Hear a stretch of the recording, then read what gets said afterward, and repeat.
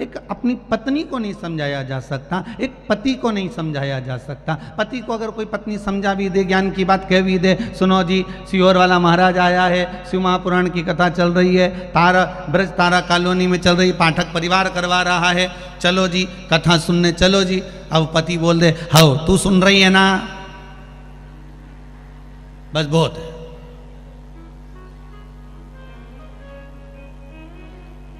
तो तुम भी सुनो ना, महाराज बोलते हैं कि दोनों सुनो, तो तुम भी सुनो। तू सुन लेगी ना तो मुझे प्राप्त हो जाएगा, और जो ऐसा बोले नहीं कि तू सुन लेगी मुझे प्राप्त हो जाएगा, तो अभी शादियों का सीजन चल रहा है, तो उसके साथ जब शादी में जाऊं नहीं तो वो प्लेट उठाए तो मना कर दो, तुम मत उठाना। ये बेचारा इसका 500 रुपया क्यों खर्च करें, एक थाली का 500-700 रुपए की थाली आज के जमाने में बफेट की, बोलो तो सही है कि गलत है। 500-700 रुपए कैटरिंग वाला ले, तो तुम मत उठाना थाली। तो वो पूछे खाना नहीं खाएंगे, मैं खाऊंगी तो मुझे टच कर लो, बस। तुम ही तो बोले तू सुन रही है ना तो मुझे मिल जाएगा, तो मैं जब रसगुल्ला खाऊं ना तुम टच कर ही लो, तुम्हें मिल जाएगा। अरे शिव महापुराण की कथा कहती है तुम भजन करोगे तो तुम्हें मिलेगा, वो भजन करेगा तो उसको मिलेगा। राम जो जपेगा उसका ही कल्याण निश्चित होगा। ये आपके ऊपर है कि हम भजें ना भजें, प्राप्त हो अपने लिए।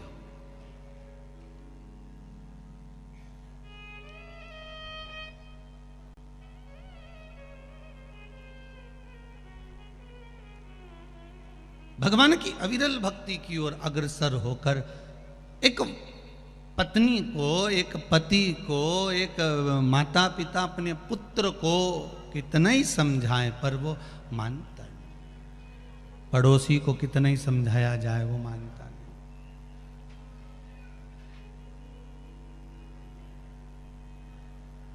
कितना समझाते हैं माता पिता अपने बच्चों को, देखो बेटा जीवन में बनो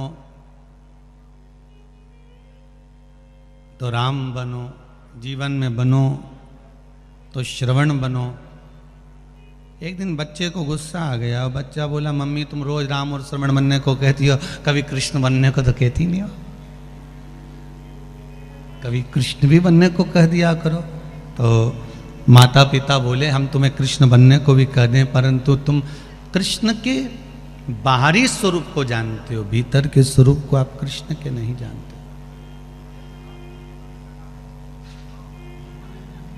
भगवान कृष्ण ने चीर चुराया तो तुम भी कुछ सामान चुराने के लिए जाओगे।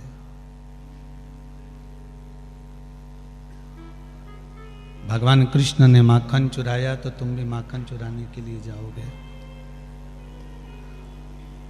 पर भगवान का जो भीतर का स्वरूप है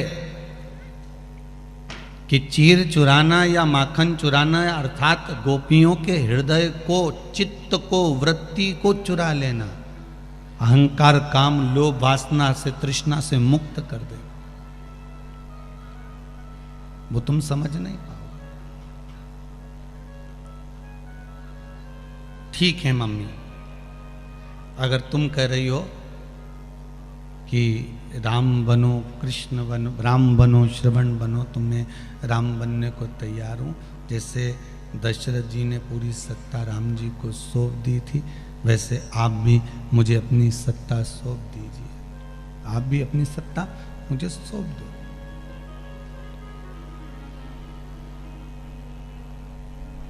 समझाना मुश्किल है,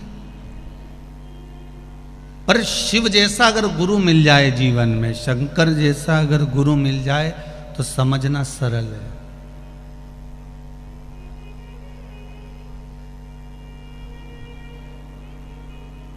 शिव रूपी अगर गुरु मिल गया तो समझना सरल है। परम भगवदीय वैष्णव वृंदा ने तीसरा प्रश्न सामने रख दिया है नारायण के और भगवान शिव के। वृंदा तीसरा प्रश्न रख रही है।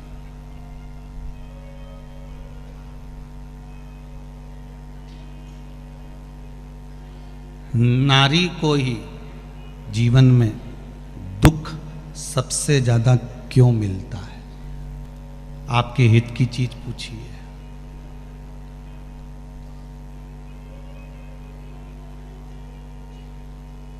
सबसे ज्यादा नारी को ही दुख क्यों मिलता है?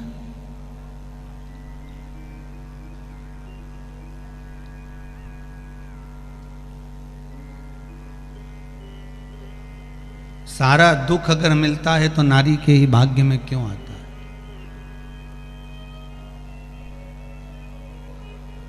बहुत सुंदर प्रसंग है महाराज। ये जो तीसरा प्रश्न है, जितने लोग आस्था चैनल पर कथा सुन रहे हैं, जितने लोग मोबाइल पर, फेसबुक, यूट्यूब पर कथा सुन रहे हैं, और जितने लोग इस खरगोन की पावन धरा पर कथा सुन रहे हैं, बहुत ध्यान से सुनना कि नारी के खाते में, स्त्री के खाते में ही दुख क्यों होता है?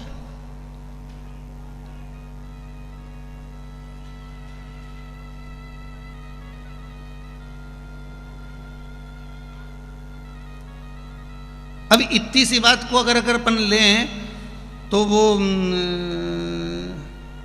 एक सरल भाषा में कहें तो किसी अच्छे धनपति से पूछा जाए, किसी अच्छे संपदावान से जिसकी अच्छी दुकान हो, किराना फिराना, कपड़ा मकड़ा, आके जितनी भी दुकानें होती हैं, इन सब के घर वालों से पूछा जाए कि ईमानदारी से बोलो, जो एक नंबर की कमाई होती है, जो अच्छा पैसा आता है, वो तो पति के खाते में आता है। बहुत सरल भाषा में समझना हो, जो अच्छी कमाई आई, जो एक नंबर की आई, वो पति के खाते में आई, और जो इनंग उनंग की आई वो पति क्या करता है, एक खाता अपनी पत्नी के नाम से खुलवा के रखता है कि जो इधर उधर की आए वो इका खाता में जाए। बोलो सही है कि गलत है? भले तुम मुंडी हिलाओ चमत हिलाओ, पर सीधी सीधी बात है, एक खाता इनका भी खुलवा के रखो कि थोड़ा बहुत पैसा ज्यादा आ गया तो इनके खाते में डाल दिया, थोड़ा बहुत धन आ गया इनके खाते में दे दिया, जो पैसा आया इनके खाते में पहुंच गया। क्यों? कारण क्या है उसका?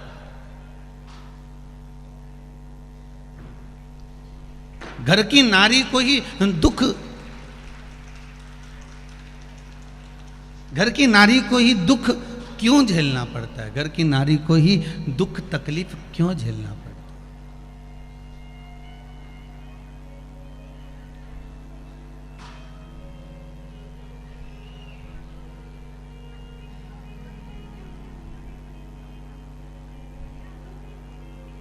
क्यों?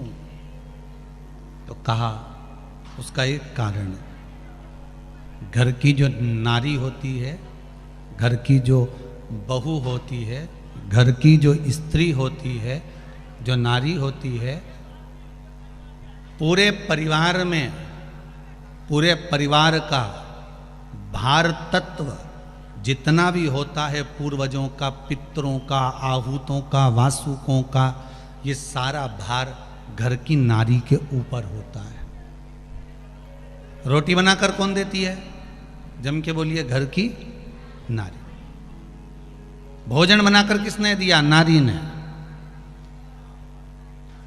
पितरों के लिए अगर भोजन छोड़ा गया है, कंडा पर, गोबरी पर छोड़ा गया, या ब्राह्मण को भोजन कराया गया, भोजन किसने बनाया? जम के बोलते जाओ जल्दी, नारी। पति पूजन की थाली लेकर जा रहा है, उस थाली को लगाया किसने? नारी। 50 लोग घर में भोजन करने आ रहे हैं तो भोजन कौन तैयार कर रही है? घर की नारी। बच्चों को संस्कार कौन दे रही है? घर की नारी। घर के बुजुर्गों की सेवा कौन कर रही है? घर की नारी। तो नारी पर इतना दुख क्यों लिखा होता है? तो शिव महापुराण में भगवान देव अधिदेव महादेव कह रहे हैं, सुनो वृंदा, बड़ा ध्यान लगाकर सुनना कि घर की नारी को ही दुख क्यों झेलना पड़ता है, सारी तकलीफें नारी के हिस्से में क्यों आती है, क्या कारण? अगर घर में विवाद हुआ तो ताने किसको सहना पड़ते हैं? बोलते जाओ जरा, घर की नारी।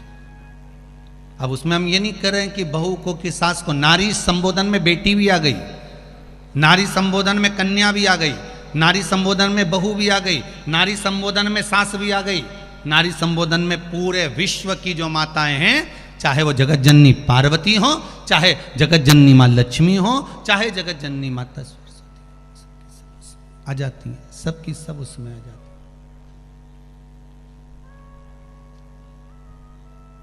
इनके खाते में दुख क्यों लिखा हुआ है?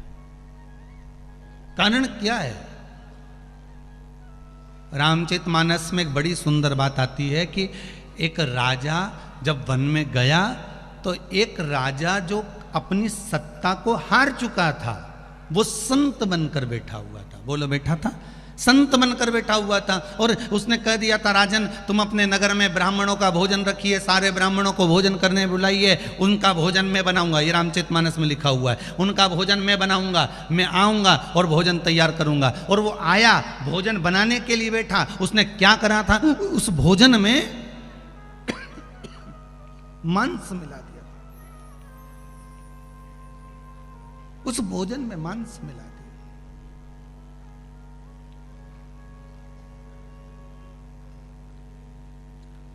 ब्राह्मण जैसे भोजन करने के लिए बैठे, ब्राह्मण जैसे ही भोजन करने के लिए विराजमान हुए और आकाशवाणी हो गई। आकाशवाणी हुई कि इस भोजन को मत करना, इसमें मांस मिला। ब्राह्मण उड़ गए, श्राप दे दिया।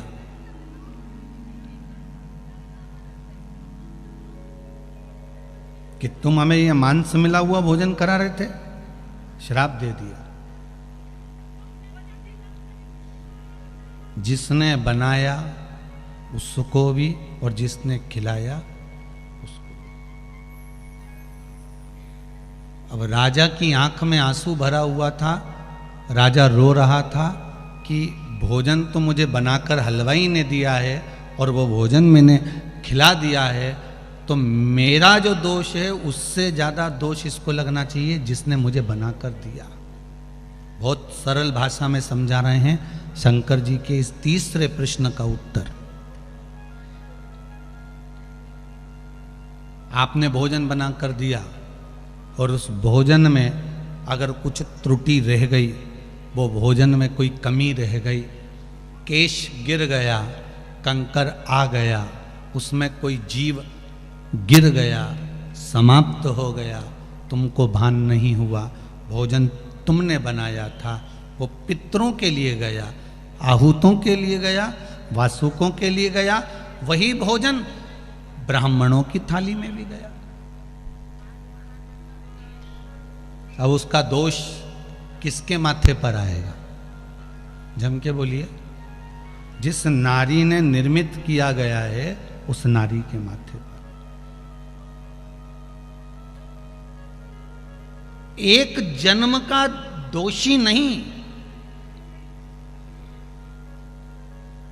शिव कहते हैं घर की जो बहू है, घर की जो माताएं हैं, घर की जो नारी है, जब ये कुछ निर्माण करती है और उस निर्माण में अगर कोई कमी रह जाती है तो दोष उनके माथे पर आ जाता है। इसलिए उस नारी को अपने सर्कल के अनुसार, अपने कर्म के अनुसार बार बार दुख भोगना पड़ जाता है, बार बार दुख भोगती है।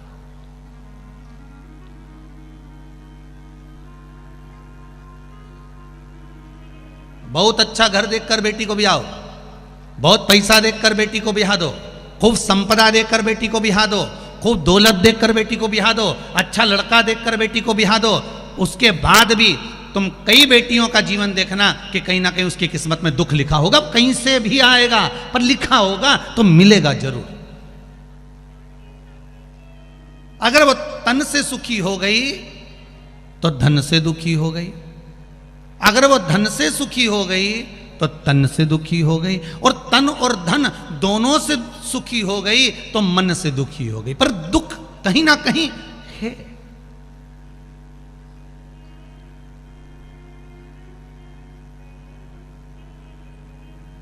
उसके जीवन में दुख है।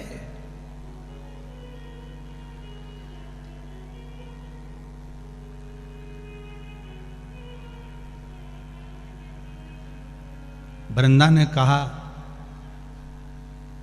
नारी के जीवन में इतना दुख है, आप देव अधिदेव महादेव हो, आप वैष्णव हो। फिर वो कल वाली बात याद रखना कि दादाजी मरे इनके, समझाने गए गांव के लोग, अब इनके मर गए तो वो समझा रहा है उनको। तो यही शिव महापुराण की कथा कर रही है। वृंदा ने कह दिया देव अधिदेव महादेव, आप वैष्णव होकर एक वैष्णव को समझा रहे हो, आप इतने बड़े ज्ञानी होकर मुझको समझा रहे हो, और जानते हो आप मुझे समझा रहे हो कि मेरे ऊपर दुख का पहाड़ टूट पड़ा है, और मैं पूछ रही हूं कि नारी को इतना दुख क्यों होता है? क्यों? आपकी धर्म पत्नी माता पार्वती तो कैलाश पर निवास कर रही हैं, वो तो सुखी है, उनको दुख क्या, उनको तकलीफ क्या, उनको कष्ट क्या?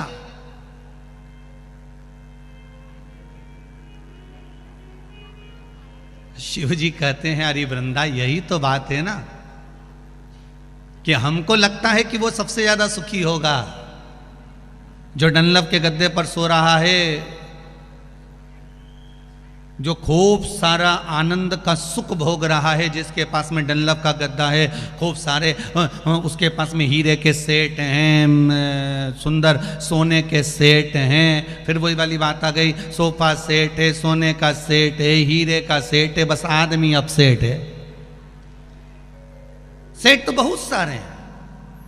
हमको लग रहा है कि इसका बंगला बहुत बड़ा बना हुआ है, हमको लग रहा है इसके पास में संपदा बहुत सारी है, हमको लग रहा है इसके पास में दौलत बहुत सारी है, हमको लग रहा है कि इसके पास में सोना चांदी हीरा पन्ना सब कुछ बहुत सारा है। ये डनलप के गद्दे पर सो रहा है, एसी के रूम में सो रहा है, इसको सारा सुख मिल गया है। पर कभी उसके भीतर का अगर कोई भाव जाने तो दुनिया का सबसे दुखी व्यक्ति वह भी होगा, क्योंकि उसके हृदय में कुछ ना कुछ दुख तो जरूर होगा। ये वही जान सकता है, जिसको है वो जान सकता है कि उसके जीवन में क्या दुख है। शंकर भगवान से माता वृंदा कर रही है कि आपके जीवन में, माता पार्वती के जीवन में सारा सुख है, और आप मुझे ज्ञान दे रहे हो कि नारी के जीवन में दुख तकलीफ क्यों? उसका उत्तर दे रहे हो कि प्रत्येक नारी के जीवन में दुख है।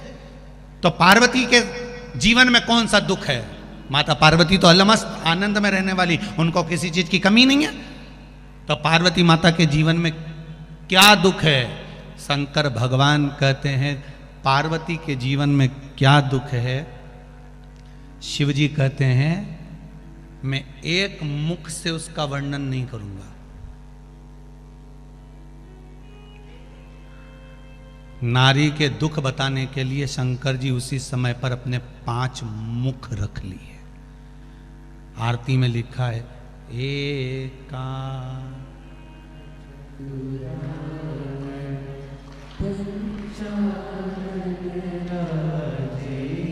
अब एक मुख वाले भगवान विष्णु, 4 मुख वाले ब्रह्मा और 5 मुख वाले शिव जी के 5 मुख कब हुए थे? जब एक नारी के दुख का बखान शंकर जी वृंदा को कर रहे थे। कोई आपसे पूछे तो बता देगा। एकानंद चतुरानंद पंचानंद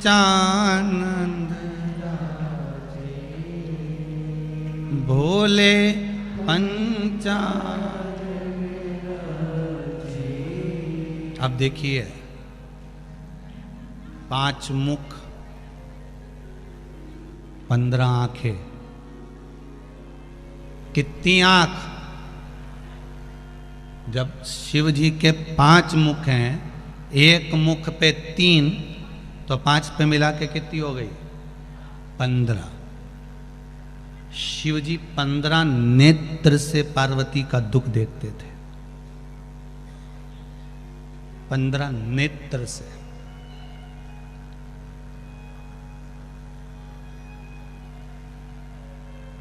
और बखानने के लिए, उस दुख का वर्णन करने के लिए शिव जी ने कितने मुख ले लिए थे? जम के बोलो जरा। 5 मुख। कोई आपसे पूछ ले कि शंकर जी 5 मुखी कब हुए, उनके पंचानंद नाम कब हुआ, तो आप कह सकते हो वृंदा एक परम भगवदीय वैष्णव को जब एक वैष्णव अपने मन की बात समझा रहा है। जब उसकी घर की बात कहने का समय आया तो उस शिव जी ने पार्वती के दुख का वर्णन करने के लिए 5 मुख धारण कर लिए, 5 मुख रख लिए।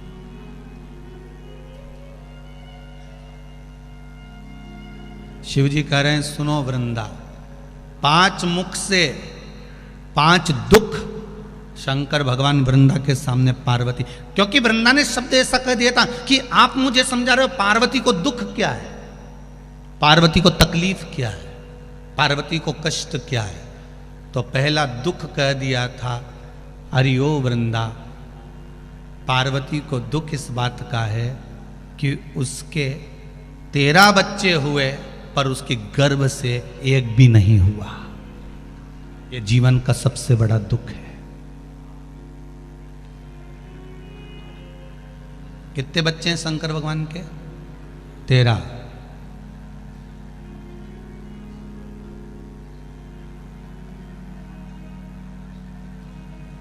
छह लड़की और 7 लड़के शिव जी के। पर माता पार्वती के गर्भ से कितने बच्चों ने जन्म लिया? किसी एक पुराण में कहीं लिखा हुआ बता देना कि ये पार्वती के गर्भ से इस बच्चे ने जन्म लिया, पार्वती के गर्भ से ये बच्चा जन्मा था।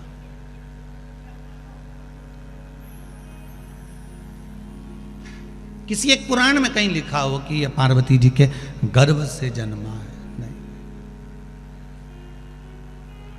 6 पुत्र षडानंद कार्तिकेय का जन्म हुआ तो गंगा जी के जल से हुआ।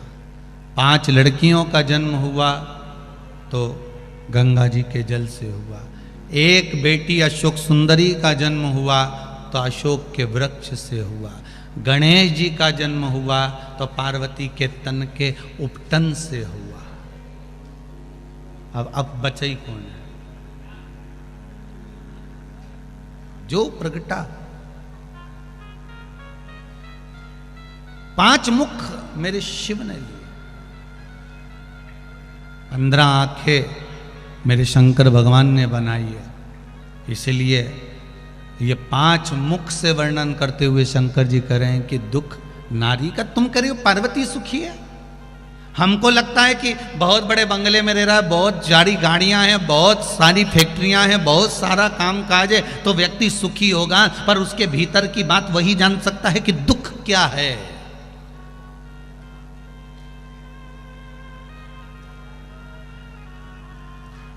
बहुत सुंदर प्रसंग है महाराज जी।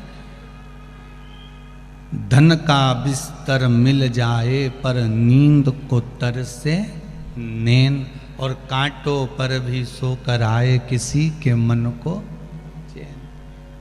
बहुत पैसा होने के बाद भी लोगों को रात को नींद नहीं आती, गोली खाकर सोना पड़ता है। और बहुत गरीब बड़ा व्यक्ति, ठेला चलाने वाला, झाड़ू लगाने वाला, सफाई करने वाला, पोछा लगाने वाला, घर में चौकीदार, नौकर, सेवक, वो आराम से फटे हुए टाट पर, बोरे पर भी सोता है तो चकाचक सोता है, उसको नींद भी अच्छी आती।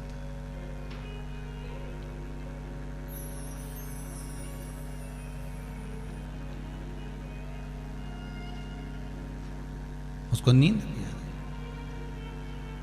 धन का बिस्तर मिल जाए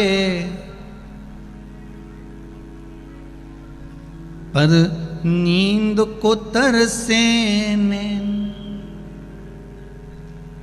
और कांटों पर भी सोकर आए, कांटों पर भी सोकर आए किसी के मन को चैन। अरे कोई कारण होगा, अरे कोई एक झोली में फूल भरे हैं, एक झोली में कांटे, तेरे बस में कुछ भी नहीं, वो बांटने वाला बांटे। अरे कोई, अरे कोई सांप भी डसले तो मिल जाए किसी को जीवन दान, सांप भी डसले तो मिल जाए किसी को जीवन दान।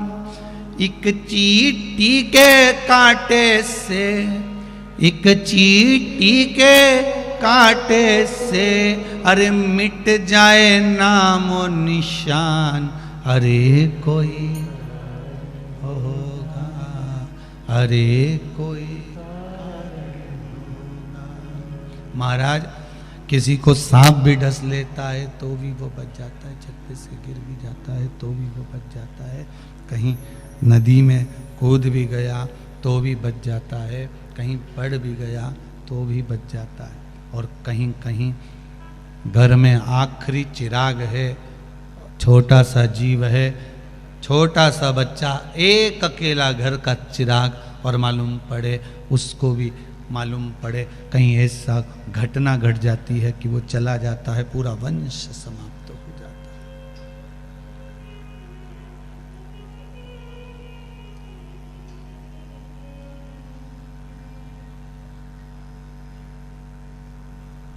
कई कारण हो सकते हैं।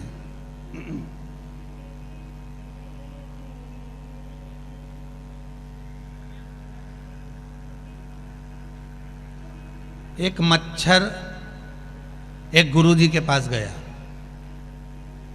और मच्छर गुरुजी से जाकर पूछा, गुरुजी ये बताओ, चूहे चूहेदानी में रहते हैं, साबुन साबुनदानी में रहते हैं, फिर मच्छरदानी में इंसान क्यों रहते हैं? चूहे का प्रश्न था, मच्छर का प्रश्न था।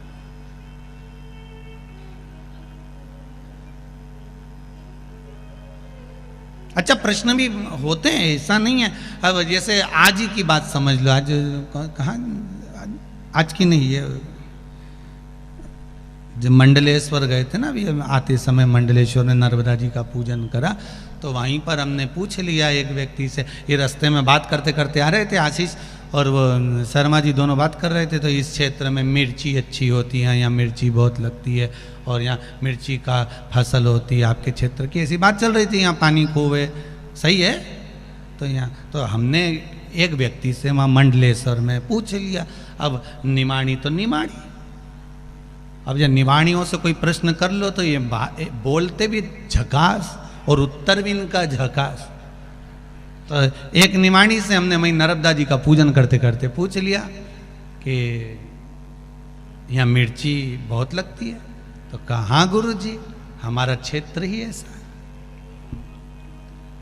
हमने पूछा कौन से मौसम में ज्यादा लगती है, तो वो बोले गुरु जी मौसम की जरूरत ही नहीं है, सच बोलो तो किसी को भी लग जाती है। निमाड़ी तो निमाड़ी थे। अब हम पूछ रहे हैं कि कौन से मौसम में लगती है, तो क्या यहाँ तो सच बोलो, लग जाती। तो हमने भी फिर प्रश्न एक भी नहीं करा, हमने कहा नर्मदे हार और सीधे जजमान के घर। अब मत रुकियो,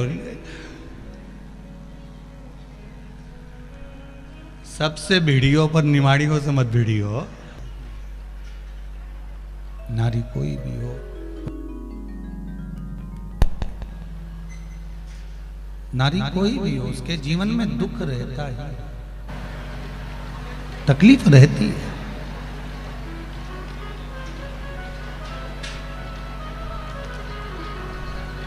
एक परम भगवदीय वैष्णव शिव ने अपने 5 मुख रखकर, 5 मुखों को धारण कर कर वृंदा को पार्वती के भी जीवन के दुखों को बताया, और बहुत सरल से भाव है भाई।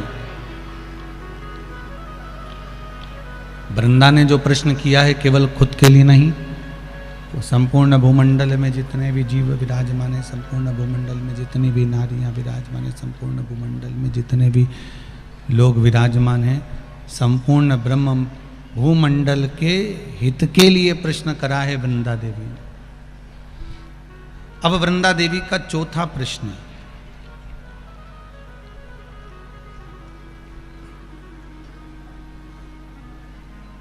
चौथा प्रश्न,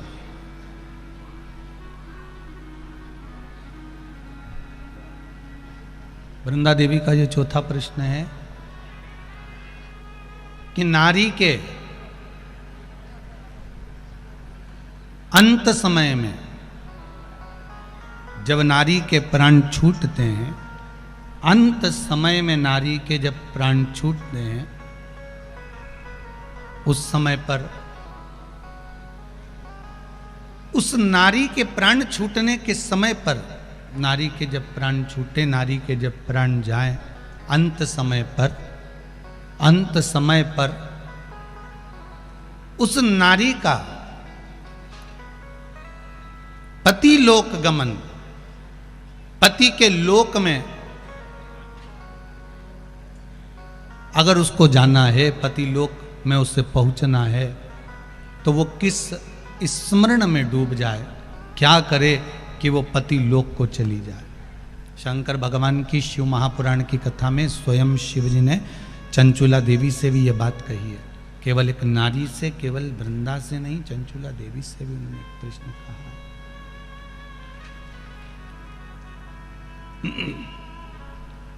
उन्होंने चंचुला देवी को भी ये बात कही है, चंचुला देवी को भी ये प्रसंग श्रवण कराया कि हे चंचुला, मृत्यु की सैया पर पड़ी हुई नारी अंतिम समय में उसने अगर बाल अवस्था से लेकर, बचपन से लेकर भी जिस अवस्था तक उसका शरीर चला, उस अवस्था तक अगर नारी ने एक लोटा जल भी शंकर को अगर समर्पित किया है, तो नारी को अगर वो शांत होती है, प्राण छूटता है, और अगर पति पहले चले गया या पत्नी बाद में गई, या पत्नी पहले चली गई पति बाद में गया, अंत अवस्था में जब नारी के प्राण छूटते हैं, अगर कुमार्य अवस्था में, कुंवारी अवस्था में कोई नारी, कोई स्त्री, कोई लड़की प्राण छोड़ती है, और मान लो उसके प्राण किसी भी कारणवश छूट चुके हों, तो वो मेरे ही धाम को आती है। और अगर कोई सौभाग्यवती नारी एक लोटा पानी शिव को समर्पित बाल्य अवस्था से रहकर उसकी मृत्यु अवस्था के बीच में अगर एक लोटा भी पानी उसने शंकर को समर्पित करा होता है, तो वो पति के लोक को चली जाती है, पति के लोक को जाती है। फिर वो अखंड सौभाग्यवती बनकर, फिर वो अखंड सौभाग्यवती बनकर विराजमान रहती है। अब देखिएगा महाराज, शिव महापुराण की कथा कितना सुंदर वर्णन कर रही है कि एक लोटा पानी का फल क्या है। माताओं जरा आप ध्यान दीजिएगा। कई लोग कहते हैं गुरुजी आप पुरुषों को तो कहते ही नहीं हो कि एक लोटा पानी चढ़ाओ, कि पुरुष लोग मंदिर जाएं, कि पुरुष लोग भगवान शंकर का आराधना करें, पूजन करें। मेरा आप सबसे निवेदन है, इस व्यासपीठ से हमने कभी ये नहीं कहा कि माताओं आप जल चढ़ाओ, कि पुरुष आप जल चढ़ाओ। हम तो निवेदन सबके लिए करते हैं कि आप सब मिलकर, गला पकड़ रहा है बाबू, आप सब मिलकर आप शिव की आराधना करिए, आप सब मिलकर भगवान शंकर का आराधना करें। एक लोटा पानी, चाहे पुरुष हो, चाहे स्त्री हो, चाहे बच्चे हो, चाहे युवान हो, चाहे बड़े हो, वो जल शिव को समर्पित करें, शंकर को चढ़ाएं।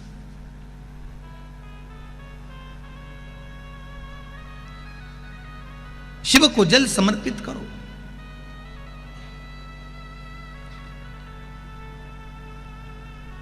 शंकर को जल चढ़ाइए। उसका फल क्या है महाराज? शिव जी की कुछ चीजें बड़ी प्रिय है। एक भस्म का त्रिपुंड, एक गले में रुद्राक्ष की, जम के बोलिए, माला। और अगर रुद्राक्ष की माला नहीं भी हो तो एक रुद्राक्ष आपके गले में हो, एक रुद्राक्ष।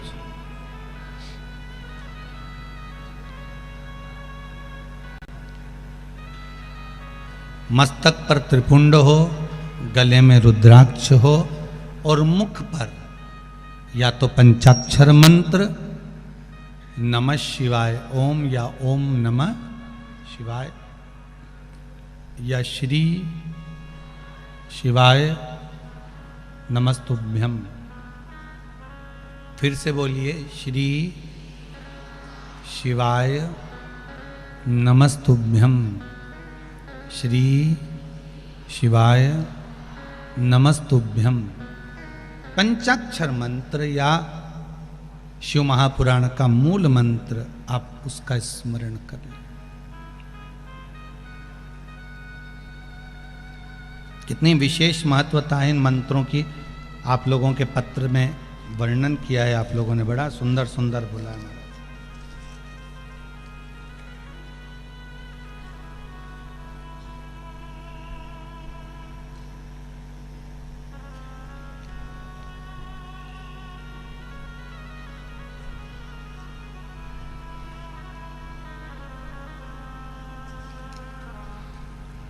कोई विद्या दीपक जी रघुवंशी हैं, जहाँ कहीं बैठे हो हाथ हिलाइएगा जरा।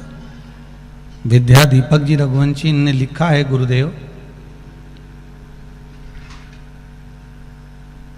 कहीं बैठे हैं जिन्होंने पत्र लिखा है, विद्या दीपक जी रघुवंशी।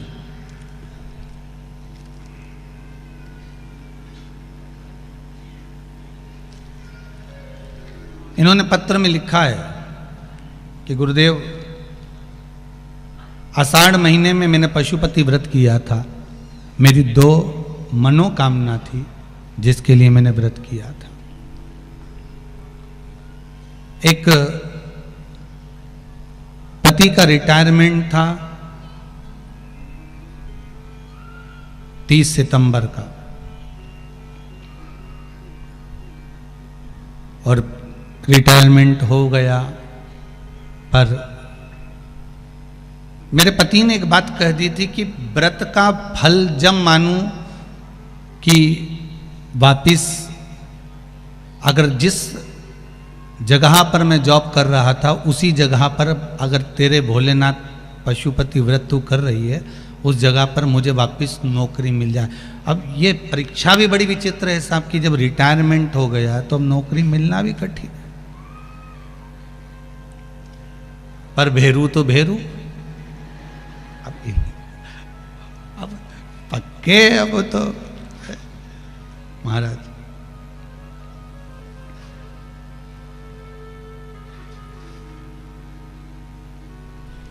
गुरुजी, मैंने पशुपति व्रत किया और 3 महीने के बाद दीपावली के दिन रूप चौदस की हम पूजन कर रहे थे और पूजा स्थान से उठे और मोबाइल पर व्हाट्सएप पर इनका वापस ज्वाइनिंग लेटर आ गया कि 6 महीने की नौकरी वापस मिलती है। ये पत्र है।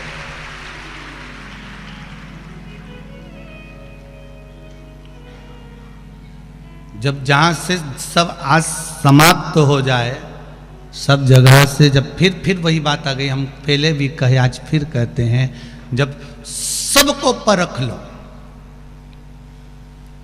हर जगह से जब परख लिए जाओ और सबको परख लिया जाए और अंत में जब कहीं ठोर ठिकाना नहीं मिले, तब आखिरी में देव अधिदेव महादेव को जरूर पकड़ लेना, वो सारे ठिकाने मिला देगा। और एक बात अपनी जिंदगी में उतार कर रख लीजिए कि जब कोई मार्ग आपको चलने के लिए ना मिले, कोई रास्ता आपको चलने के लिए ना मिले, तो कुछ समय शंकर जी के मंदिर के दरवाजे का रास्ता पकड़ लो या फिर शिव महापुराण के दरवाजे का रास्ता पकड़ लो, तो सारे रास्ते अपने आप मिलना प्रारंभ हो जाते हैं अपने आप। हम आपसे कहेंगे कि अगर आपके खरगोन में शिव महापुराण की कथा हो रही है, भले आसपास के गांव के लोग कथा श्रवण करने इतनी संख्या में आप लोग आ रहे हो, और हमारा आपसे निवेदन रहेगा कि 2 कदम भी चलकर आप शिव महापुराण की कथा में पहुंच रहे हो, 2 कदम चलकर शंकर के चरणारविंद की ओर पहुंच रहे हो, तो यह विश्वास मानकर चलना कि आप सही मार्ग पर अगर भगवान के मार्ग पर चल लिए हो, तो जितने मार्ग तुम्हारे बंद थे भगवान उन मार्गों को खोल जरूर देगा, ये पक्का। उन मार्गों को खोलने की जवाबदारी उसकी है। गीता जी में भी कई जगह पर बड़े बड़े कैलेंडर में छपा हुआ रहता है, तू मेरे पथ पर चल कर तो देख तेरे मार्ग सुलभ ना कर दूं तो कहना, तू मेरे लिए खर्च कर कर तो देख तेरे लिए भंडार ना खोल दूं तो कहना, तू मेरे दरवाजे पर आकर देख तेरे लिए द्वार खुला ना मिले तो कहना। ये शिव की नहीं, मेरे भगवान कृष्ण की भी प्रतिज्ञा है।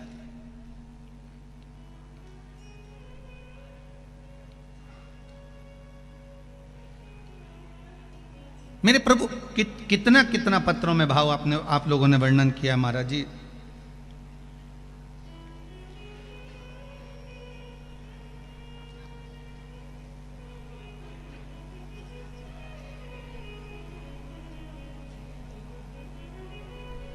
एक नंदाजी रघुवंशी हैं, पहाड़ सिंहपुरा खरगोन से हैं, कहीं बैठे हों तो हाथ उठाइएगा। महाराज उन्होंने भी एक बड़ा सुंदर भाव वर्णन किया है। महाराज बहुत सारी उलझनें चल रही थी जीवन में, एक बार कुबरेश्वर धाम पहुंच गए सीहोर। आप ही हैं, आप ही ने पत्र लिखा है, एक बार हाथ हिला दीजिए। इधर बेटा, एलसीडी के पीछे।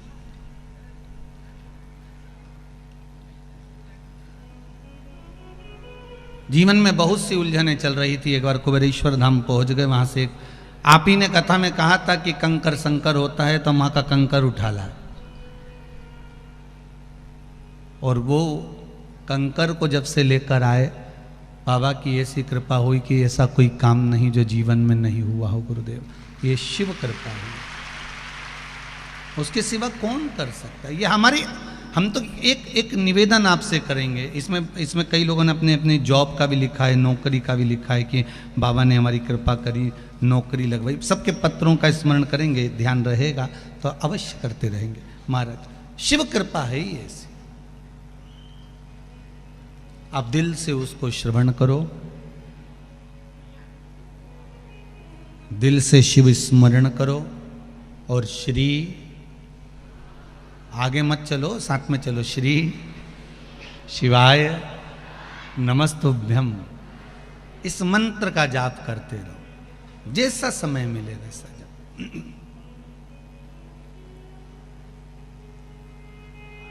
और हम तो अब कहेंगे कि पूरे भारत की भूमि पर शासन को भी लागू कर देना चाहिए कि सुबह सुबह मंत्र जपो रे, ओम जपो, नमः शिवाय जपो, पंचाक्षर जपो, ओम नमः शिवाय जपो, चाहे श्री शिवाय नमस्तुभ्यम जपो, पर जपो सुबह उठते से ही।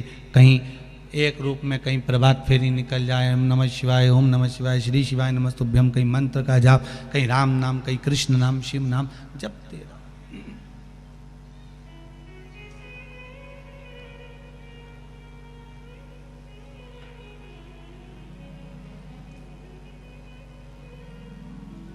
भगवान के भजन का मंत्र का प्रभाव ही दूसरा है। कहा शिव महापुराण की कथा कह रही है, भगवान ओघड़दानी की कथा कह रही है कि स्वयं वृंदा ने कहा कि मृत्यु के सैया पर, मृत्यु के समय पर, जब प्राण छूटते हों उस समय पर नारी पति लोक को कैसे जाए, उस परमात्मा से मिलन कैसे हो जाए। तो कहा एक लोटा पानी का प्रभाव, एक लोटा जल का प्रभाव ही बड़ा प्रबल है। उस जल के बल पर अंतिम समय में उस धाम में पहुंच जाते हो जिस धाम की कामना आपको है। पांचवा प्रश्न वृंदा कर रही है, बड़ा भारी प्रश्न है वृंदा का।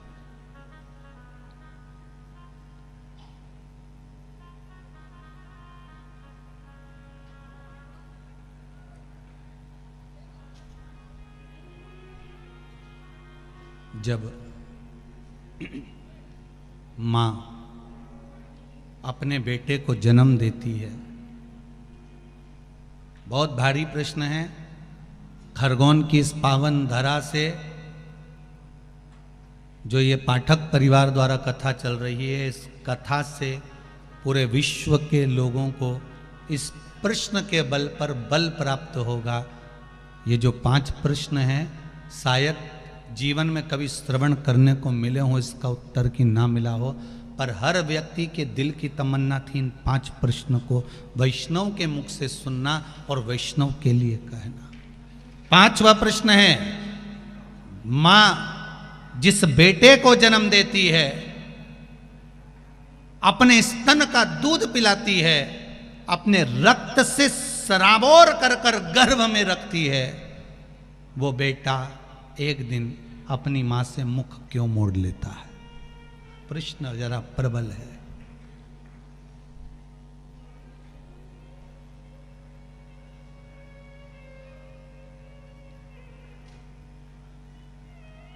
थोड़ा भारी प्रश्न है और इसका उत्तर देवाधिदेव महादेव के सिवा कोई नहीं दे सकता, क्योंकि उनके बेटे ने भी मुख मोड़ लिया था। ज्ञात है आपको? जब गणेश जी महाराज प्रथम गिनती में आ गए थे और माता जगत जननी जगदम्बा ने भगवान शिव से कह दिया था, देवाधिदेव महादेव आपने गलती कर दी कि गणेश जी को प्रथम गिनती में कर दिया। तो देवाधिदेव महादेव ने कहा, इसने मेरी परिक्रमा करी है, माता पिता की परिक्रमा करी, पृथ्वी की परिक्रमा के बराबर माता पिता की परिक्रमा को बताया, इसलिए मैंने इनको प्रथम गिनती में रख दिया। तब माता पार्वती जी बोली, गणेश जी चूहे पर गए थे, कार्तिकेय मोर पर गया था, गणेश जी ने चतुरता करी, अपने माता पिता की परिक्रमा कर ली, और एक बेटा जो मोर पर बैठकर परिक्रमा करने गया है वो आएगा तो दुखी होगा, आपने तो ये गलती करी। तो देवाधिदेव महादेव ने कहा फिर करें क्या? इतने में माता पार्वती ने कहा देवाधिदेव महादेव से, भोलेनाथ आपने अपने पुत्रों के सम्मुख में एक गलती कर दी कि एक बेटे ने बुद्धि का परिचय दिया और उसको प्रथम बना दिया, और दूसरा बेटा अपने शरीर से परिश्रम कर कर परिक्रमा कर कर आ रहा है, उसको प्रथम नहीं बनाया। मैं आपसे आज एक वर मांगती हूं, अगर देना चाहें तो दे दीजिए। शंकर जी ने कहा मांगो पार्वती, कौन सा वर चाहिए? माता पार्वती ने कहा वर दीजिए, आप बिल्कुल भोले हो, आप बिल्कुल सरल हो, आपके बराबर दुनिया में कोई भोला हो ही नहीं सकता कि बेटे ने तुम्हारी परिक्रमा करी और तुमने उसको पूरी तिजोरी की चाबी सौंप दी। बेटे ने परिक्रमा करी और तुमने उसको पूरी प्रॉपर्टी सौंप दी, पूरी जायदाद दे दी, और एक बेटा जो शरीर से परिश्रम कर रहा है वो नहीं दिख रहा।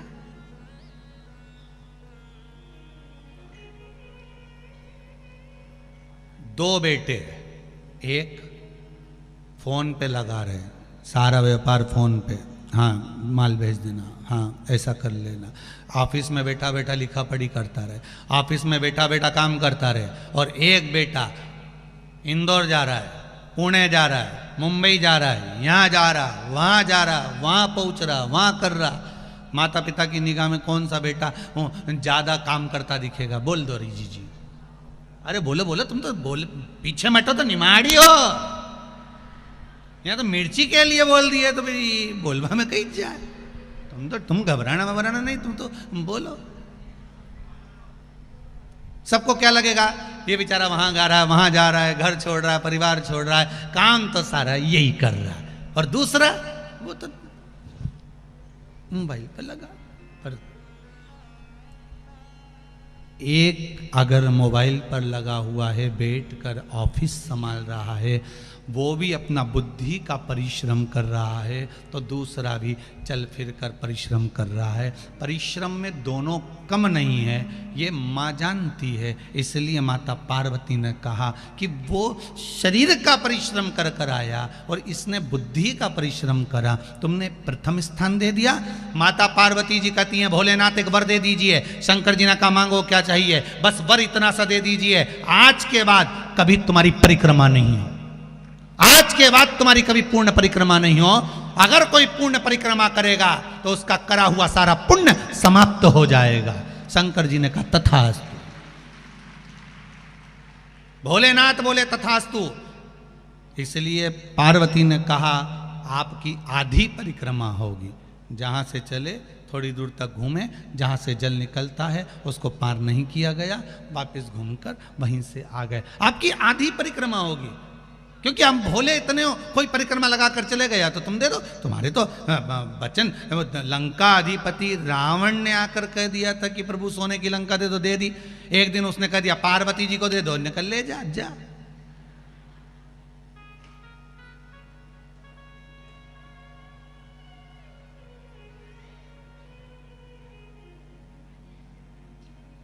होता है ना।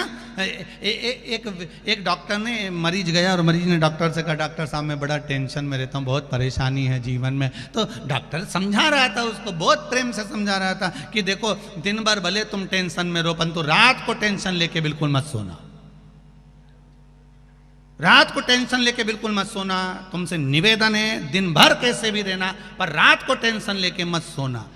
तो मरीज बोला फिर वो टेंशन को मायके भेज दूं क्या?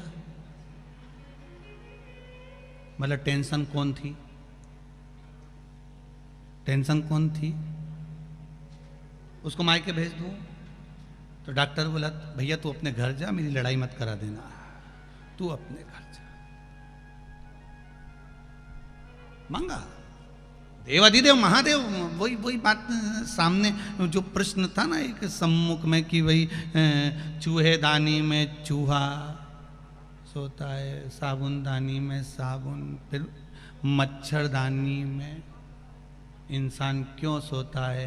तो गुरु ने मच्छर से कहा उसका केवल एक कारण है कि ये काम, ये लोभ, ये विषय, ये आसक्ति, ये वासना, ये तृष्णा के मच्छर अंदर प्रवेश ना करें, इसलिए शिव महापुराण रूपी ज्ञान की मच्छरदानी लगाकर चैन की नींद सोइए, ये प्रवेश नहीं करें। मनुष्य सेफ्टी के लिए, अपने लिए सेफ होकर ज्ञान की मच्छरदानी में सो।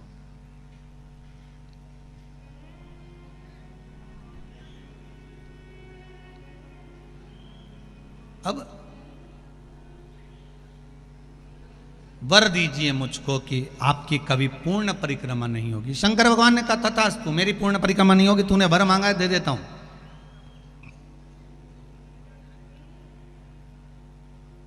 कार्तिकेय जी आए, कहा पिताजी मैं परिक्रमा कर कर आ गया हूं। पिताजी ने कहा ठीक है। इतने में गणेश जी बोल दिए प्रथम गिनती में मैं गिना जाऊंगा, क्योंकि मैंने माता पिता की परिक्रमा करी है। क्रोध आ गया। कार्तिकेय जी उसी समय पर समझाए, भोलेनाथ जी खूब समझाया माता पार्वती जी ने, पर कार्तिकेय नहीं माने और कार्तिकेय श्री सैलम पर चले गए और श्री सैलम पर जाकर कार्तिकेय बाबा उस श्री सैलम में जाकर विराजमान हो गए, जिनका नाम मल्लिका अर्जुन हो गया। क्या नाम पड़ गया भगवान का? मल्लिका अर्जुन।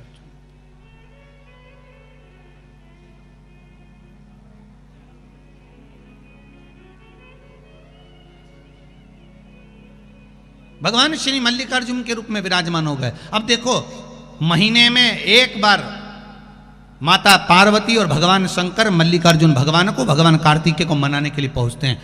प्रत्येक महीने में भगवान शंकर और पार्वती वहां पहुंचते हैं कार्तिकेय जी को मनाने के लिए कि कार्तिकेय जी रुष्ट होकर चले गए। वही प्रश्न माता वृंदा कर रही है भोलेनाथ के सामने, भगवान नारायण के सामने। एक परम भगवदीय वैष्णव दूसरे वैष्णव से प्रश्न कर रहा है कि माँ जब बच्चे को जन्म देती है, माँ जब बेटे को जन्म देती है, तो बेटा अपने माता पिता से मुख क्यों मोड़ लेता है? उसका कारण क्या है? क्या कारण?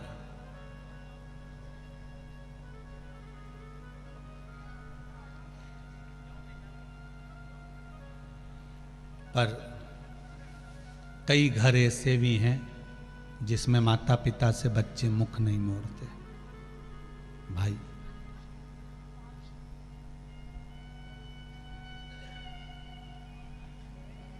कई घर ऐसे भी हैं, आज भी कई घर ऐसे हैं घर में एक व्यक्ति बीमार होता है और उसके लिए अगर खिचड़ी बनती है चावल की तो पूरे घर को खिला देते हैं, पूरे घर को। घर में एकादशी का व्रत एक का होता है, साबूदाने की खिचड़ी सब खाते हैं।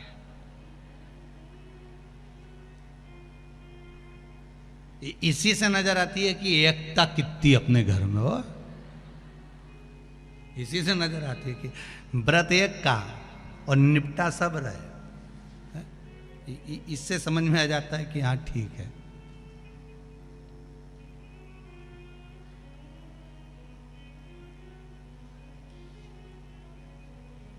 अब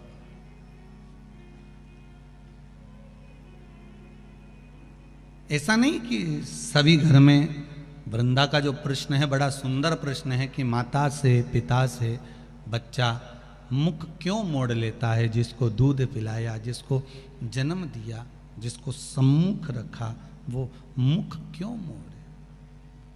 शिव कह रहे हैं ऐसा नहीं। वृंदा देवी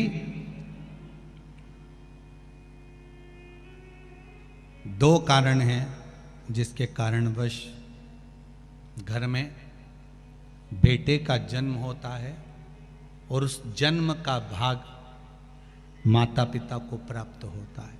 दोनों बातों को अच्छे से समझ लीजिएगा कि घर में एक बेटा एक बहू आपकी सेवा कर रहे हैं और घर में अगर बेटा बहू आपकी सेवा नहीं कर रहे हैं तो उसका फल क्या है।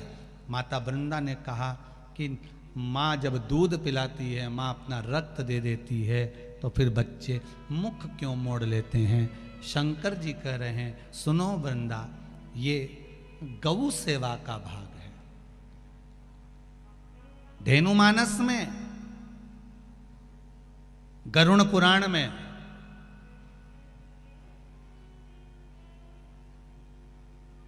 विष्णु संहिता में सुंदर बात कही गई है। यदि आपने गौ माता को रोटी दी है, प्रेम से सहलाया है, ताजा भोजन जानते हो, घर में रोटी बनी, पहली रोटी किसकी बनती है? गाय की। रोटी बनी, सबके जीमने से पहले रोटी गाय को दी है, और मान लो वही रोटी फ्रिज पे रख दी, फिर डब्बे पे पड़ी रही, सब ने जीम लिया, तब पन्नी में पॉलीथिन में टंगी रही। शाम को 4-5 बजे गाय आई, तब उसके मुंह में रोटी जब ठंडी कल्ली बासी सब हो गई, तब उसके मुंह में दी। उसका फल और ताजी रोटी का फल जरा ध्यान से देख लीजिएगा, समझना इस कथा को बहुत ध्यान से।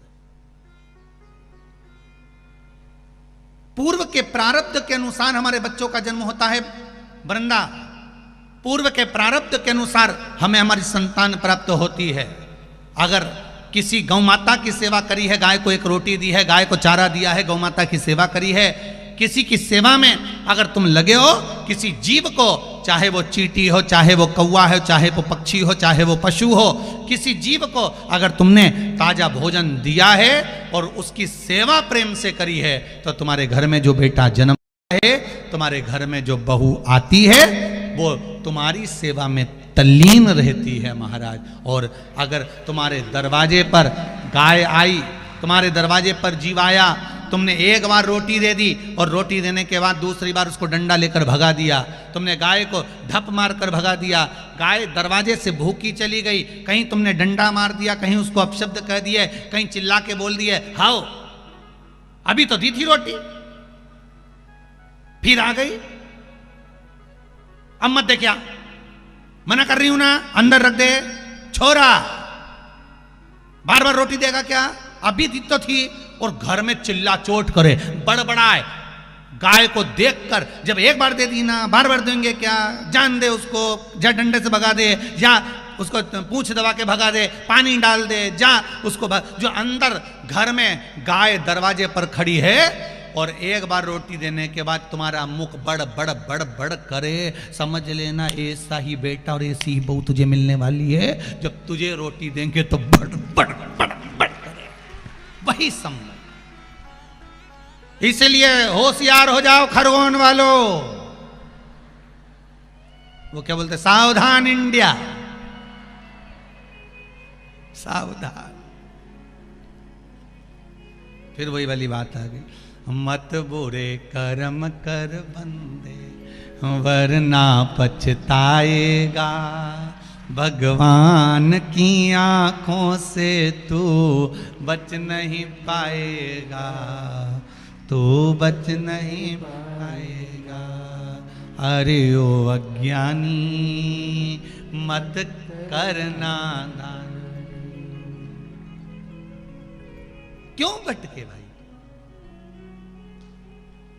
किस लिए भटक रहा? अरे एक मीराबाई की सहेली ने मीराबाई से कह दिया था, मीराबाई की सखी बोली है मीरा, तेरे दादाजी तेरे परिवार वाले मालूम है तेरे को, वो राणा के साथ तेरा ब्याह कर रहा है, राणा के साथ।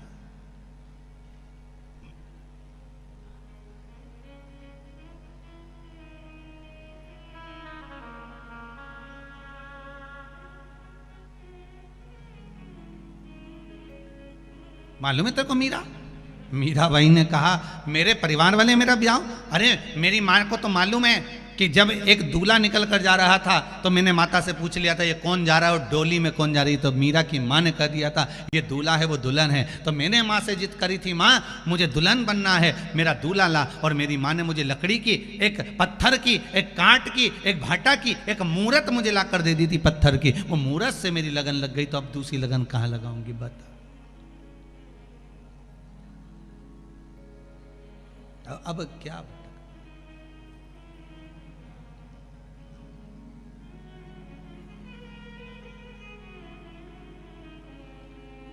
और मीरा जब फिर भगवान को बुलाती,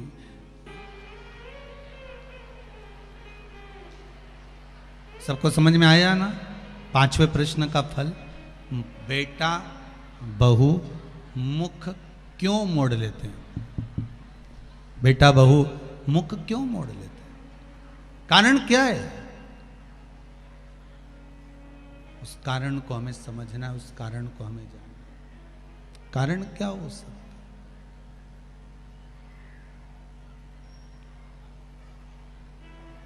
गौ माता को अगर रोटी दी है, गौ माता की चाकरी करी है, गौ माता को अगर कुछ प्रदान किया है, गौ माता को अगर कुछ दिया है, प्रेम से आपने गौ सेवा को तत्पर माना है, तो घर में जो संतान होगी ना वो भी सुख देने वाली हो। और अगर आपने जरा सा घर में क्लेश रखकर अगर कुछ करा है, शिव महापुराण की कथा तो यहाँ तक कहती है अगर आपके घर के लोग मना करें कि शिव पुराण में मत जा, लड़ाई करे झगड़ा करे, तो आपसे हाथ जोड़ के निवेदन है जी जी हो खरगोन वाली, अपने घर में ही अपन भले आस्था चैनल चालू करो, 1 बजे से 4 बजे तक टीवी पर ही कथा देखो। टीवी चलाने को भी मना करे तो मोबाइल पर देख लो, और मोबाइल चलाने को भी मना करे तो श्री शिवाय नमस्तुभ्यम घर में बैठ के जपते रहो, भगवान का स्मरण करते रहो, भजन करते रहो, कीर्तन करते रहो। बहुत है इतना ही भजन।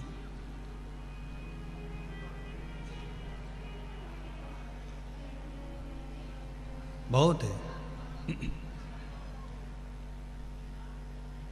और उतने में ही फल की अनुभूति हो जाएगी आपको, उतने में सुख की अनुभूति हो जाएगी आपको। शिव महापुराण की कथा कर रही है। जब मन में ऐसा लगे कि शिव है कि नहीं, कई लोगों के मन में एक प्रश्न खड़ा हो जाता है कि हम शंकर भगवान को जो जल चढ़ा रहे हैं वो भगवान वो गढ़दानी त्रिकालदर्शी कैलाशी शिव उसको प्राप्त कर रहा है कि नहीं कर रहा। हम जो दीप लगाते हैं मंदिर में भगवान उसको प्राप्त कर रहे हैं कि नहीं कर रहे हैं। आपका काम है भगवान के चरणों तक पहुंचना, आपका काम है भगवान के चरणारविंद तक कोई बेलपत्र हो, जल हो, धतूरा हो, दूब हो, दूध हो, शिव जी तक पहुंचाना। उसके बाद शिव उसे स्वीकार कर रहे हैं नहीं कर रहे हैं, ये शंकर जी। तेरे मंदिर में आना मेरा काम है और मेरी बिगड़ी बनाना तेरा काम। ब्रह्मा जी के मन में भी संशय उत्पन्न हो गया था। ब्रह्मदेव ने स्वयं भगवान विष्णु से कह दिया था कि नारायण आपके पिता कौन है, तब भगवान विष्णु के मुख से निकल गया था कि शिव मेरे पिता। परीक्षा करना चाहिए शिव कौन, कौन शिव, कौन शंकर। तब ब्रह्मा और विष्णु ने मिलकर एक पर्वत को घुमाना प्रारंभ करा और उस पर्वत को घुमाने से एक शिवलिंग की आकृति प्रकट हो गई। उस शिवलिंग को भगवान विष्णु ने हाथ जोड़ लिए। सबसे पहला पार्थिव शिवलिंग का निर्माण, सबसे पहला जो शिवलिंग का निर्माण हुआ था, जो अग्नि के खंभ से शिवलिंग निर्मित हुआ था, वह भगवान ब्रह्मदेव और भगवान विष्णु की साक्षी में प्रकट हुआ था। अब उसमें भी संशय था, बहुत था।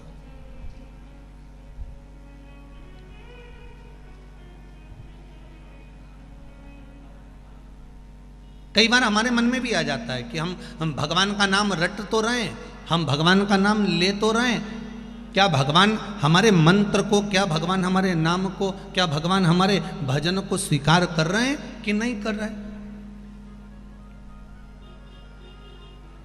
किसी किसान से जाकर पूछना, अगर वो बीज बो देता है और वो बीज नहीं लगता, पहले नहीं लगा परंतु बाद में कभी पानी पड़ गया, बाद में कुछ उसको खाद मिल गई, तो जो बीज बेकार था, जो बीज उगने वाला नहीं था, जब दूसरी फसल लेने जाते हो, जैसे तुमने सोयाबीन का बीज बोया, उसके बाद तुमने जो गेहूं का बीज बोया बाद में, तो सोयाबीन का जो बीज वहाँ पड़ा रह गया, जिसकी कोई मात्रा ही नहीं थी, वो कभी लगा ही नहीं था, वो पहले से पड़ा हुआ था, फिर भी अगर उसको पानी मिल गया, उसको थोड़ी सी खाद मिल गई, उसको अच्छा कुछ भाव मिल गया, तो फिर वो बीज भी गेहूं के साथ में अंकुरित हो ही जाता है। उसी तरह हम जो भजन करते हैं, हमने तो भजन कर लिया, हमने तो शिव नाम ले लिया, हमने तो मंत्र का उच्चारण कर लिया, अब वो बीज हमने जो बोया है, हमने जो मंत्र जपा है, हमने जो नाम जाप लिया है, वो कभी ना कभी अंकुरित जरूर होगा और शंकर उसका फल जरूर प्रदान करेगा। हम जो ले रहे हैं उसका फल हमें मिलेगा, प्राप्त होगा।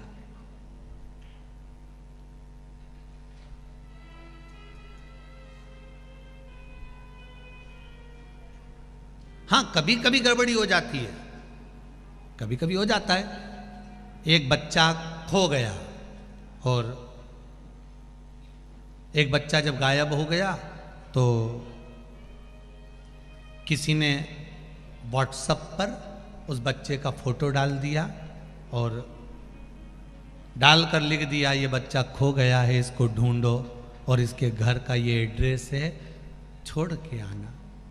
ये बच्चा कहीं खो गया है, इस बच्चे का फोटो डला हुआ है और वो बच्चे को ढूंढना है। और ढूंढा, वो बच्चा रात को अपने घर आ गया। अब बच्चा तो रात को घर आ गया, पर वो जो मैसेज था ना व्हाट्सएप पर, वो जगह जगह जगह जगह चलता ही रहा। 1 साल तक वो मैसेज घूमता रहा और वो छोरा जब जब कहीं बाजार में जाए, लोग उसे पकड़ के फिर घर छोड़ आए।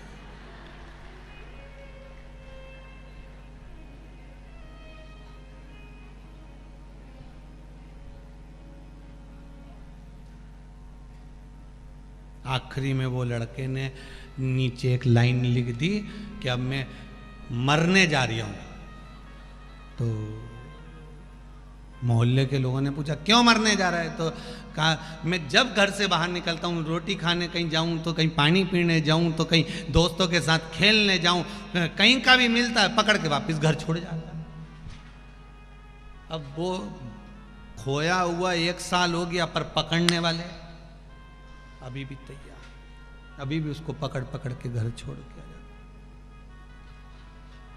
मंत्र अगर प्रबल है, मंत्र की प्रबलता है, तो वो कहे ना, 1 साल पहले खोया था और साल भर से लोग उस व्हाट्सएप पर फोटो घुमाते जाएं और घुमाते घुमाते उसको घर छोड़कर आते हैं। उसी तरह तुम कितने भी पुराने मंत्र का स्मरण करते रहो, परमात्मा भूलेगा नहीं। आखिरी में तुम्हारे दरवाजे पर आकर तुम्हें उस परमात्मा के द्वार तक पहुंचा ही देगा, उसकी चौखट तक ले जाकर छोड़ ही देगा, उस दरवाजे तक ले जाकर छोड़ ही देगा, प्रदान ही कर देगा।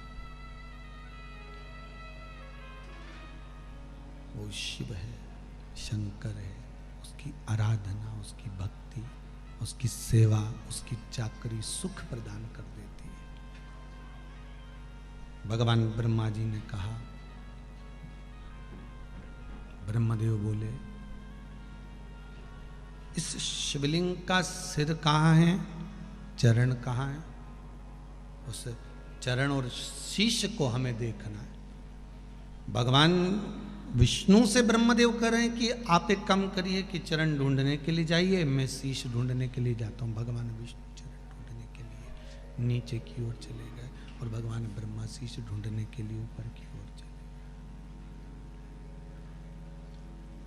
ब्रह्मा जी ऊपर जाते जा रहे हैं, भगवान विष्णु नीचे जाते जा रहे हैं।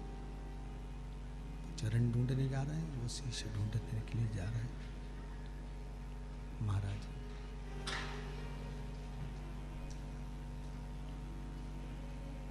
ब्रह्मा चढ़ते गए चढ़ते गए चढ़ते गए चढ़ते गए, और जब चढ़ते चढ़ते भी ब्रह्मा जी को भगवान शंकर का शीश नहीं मिला, भगवान शिव का शीश प्राप्त नहीं हुआ,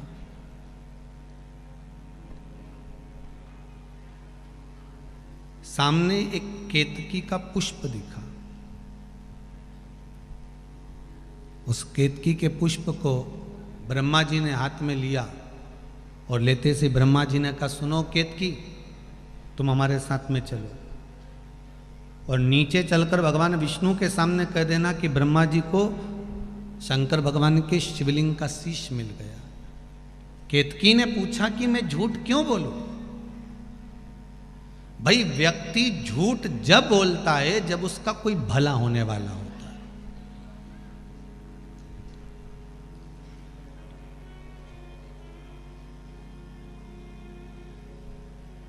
उसके जीवन में कुछ अच्छा होने वाला होगा, भला होने वाला होगा, तो व्यक्ति झूठ बोलेगा। तो केतकी ने पूछा कि मैं झूठ बोलूंगा तो मेरा भला क्या होगा? तो ब्रह्मा जी ने कहा, मैं सारे 33 कोटि देवताओं पर तुझे चढ़ाकर रखूंगा, सारे देवताओं पे तू चढ़ेगा। सामने से गौ माता निकल कर आ रही थी, गाय को भी ब्रह्मा जी ने रोक लिया, तुम हमारे साथ चलो। नीचे चलकर भगवान विष्णु के सामने कह देना कि ब्रह्मा जी को भगवान शंकर का सिर मिल गया है। तो गौ माता ने पूछा कि मैं झूठ क्यों बोलूं? ब्रह्मा जी ने कहा, सबसे पहली रोटी जो बनेगी वो गाय तुझे दी जाएगी। एक रोटी के चक्कर में गौ माता ने झूठ बोल दिया, और आज भी एक रोटी के चक्कर में मनुष्य अपनी दुकान पर बैठकर जीवन भर झूठ ही बोलता रहता है, केवल एक रोटी के चक्कर में। कभी कभी आप भी अपने अपने पतियों से पूछ सकती हो, इतना किसके लिए कमा रहे हो? 2 रोटी चैन की नहीं खा पा रहे, किसके लिए? हम कई बार कथा में कहते हैं, 1-2 बार तो कुबेरेश्वर धाम से भी आपको कहा कि शंकर की कथा में भी अगर आप जा रहे हो ना, तो आपके अगर आभूषण शरीर पर हैं तो वो आभूषण की महत्वता नहीं है जितनी भगवत भजन के आभूषण की महत्वता है। सबसे सुंदर आभूषण मुख के लिए क्या होता है? जम के बोलिए, भगवान का भजन। कानों के लिए सबसे सुंदर आभूषण कौन सा होता है? शिव महापुराण की, जम के बोलते जाओ, कथा। नासिका के लिए सबसे सुंदर आभूषण ये नथनी या लोंग नहीं है, नासिका के लिए सबसे सुंदर आभूषण है भगवान के चरणों में चढ़े हुए पुष्प की सुगंध।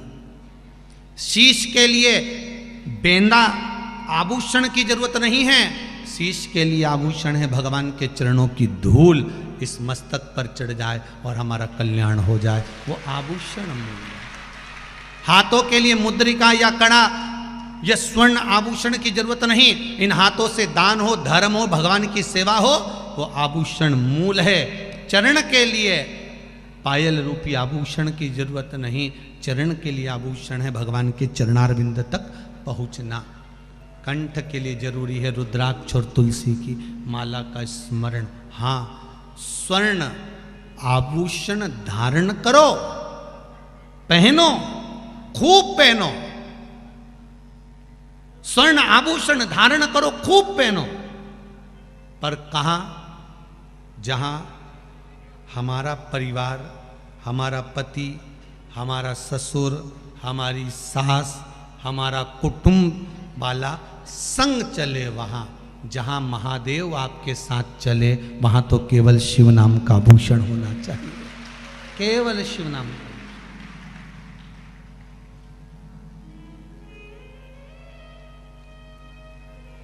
कई लोग कथा में आते हैं, बाद में उनका कोई सामान चले जाता है तो कहते हैं हम तो कथा में गए थे वो महाराज जी की, हमारा तो मंगलसूत्र चले गया, हमारी तो चेन चली गई, हमारा तो ये चले गया।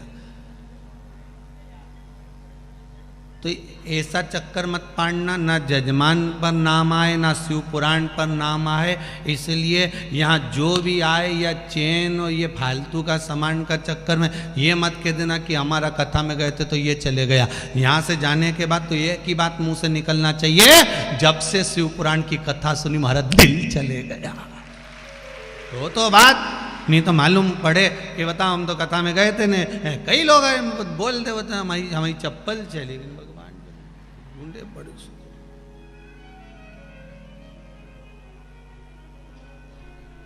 शिव कथा में आ रहे हो, शंकर के दरवाजे जब जाते हो ना, सारा सामान जब घर के लोग सब अच्छी अच्छी चीज निकाल लेते हैं, फालतू चीज लेके शंकर जी के दरवाजे जाते हैं। अंतिम समय को याद कर लेना, इतने जोरदार जोरदार घर में कपड़े रखे रहेंगे, ऐसी सुंदर सुंदर साड़ी रखी रहेगी, पर बहू वही साड़ी पहनाएगी जो किसी काम की नहीं होगी। इसलिए तुमसे निवेदन है कि जो तुम्हारे पास में अच्छी अच्छी धरी हो साड़ी, एक से बढ़कर एक, उन्हें ये शिव पुराण में पहन लो दादा, जीवन का कोई ठिकाना है। भगवान का कोई भरोसा नहीं है साहब। जैसे कंपनी वाले कंपनी के कर्मचारियों को टेंडर देते हैं ना, सुनो इतना पैकेज पूरा होना चाहिए, इतना काम पूरा होना चाहिए। उसी तरह भगवान विष्णु भी यमराज को कभी कभी पैकेज दे देते, नीचे से इतने उठा लाओ। और पिछला पैकेज तुमने देख लिया है कोरोना का। और तीसरा पैकेज के चक्कर में मत रहना, मुंह पर मास्क लगा के रहना और हाथ को बार बार धोते रहना। छोरा छोरी को मार मार के मत धोना, हाथ को धोते रहना।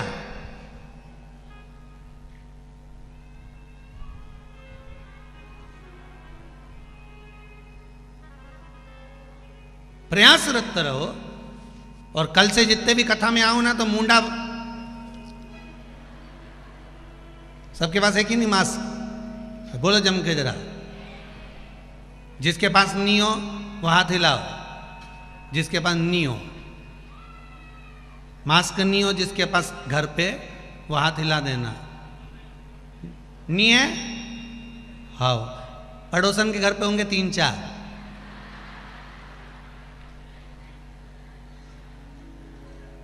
अब हिलाओ।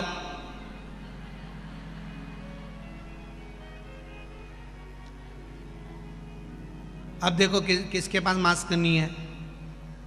जिसके पास नहीं है वो हाथ हिला दो।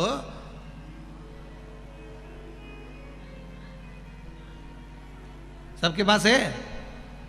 बस तो फिर भगवान तुम्हारा भला करे दादा। वो अचार डालने के लिए नहीं है, वो मास्क जितना भी तुम्हारे घर पे धरा है नहीं, वो अचार डालने के लिए नहीं हो, वो तुम्हारे मुंडा पे लगाने का है। तो उसको बढ़िया कल उसको निकालो पेटी मेटी में से, 2 धूप बत्ती अगरबत्ती घुमा के, और उसका नाम लेना, हे कोरोना मैया कृपा कर जे, शिव पुराण की कथा में जा रहे हैं, मुंडा पे चल के चल। और देवी के जैसे लाए नहीं, एक ईके भी लिया और मुंडा पे लगा के फिर कथा में बैठो और फिर कथा का आनंद लो, जिससे भारत की भूमि भी स्वच्छ सुंदर और रोग से मुक्त हो। हमारा खरगोन ऐसा भाव प्रकट करे। सर्वे भवन्तु सुखिनः, आनंद में रहे। लाओगे ना कल?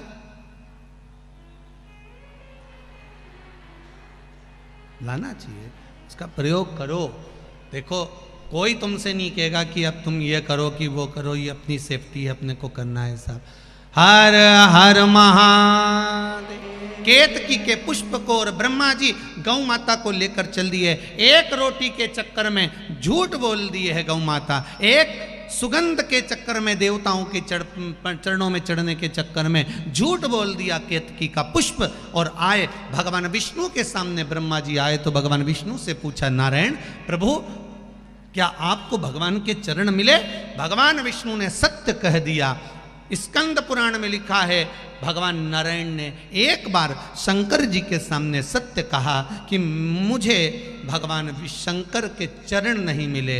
एक बार सत्य बोला तो भगवान विष्णु का नाम सत्य नारायण हो गया। क्या नाम पड़ गया?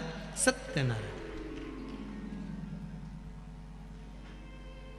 भगवान विष्णु का नाम सत्यनारायण पड़ गया और वो सत्यनारायण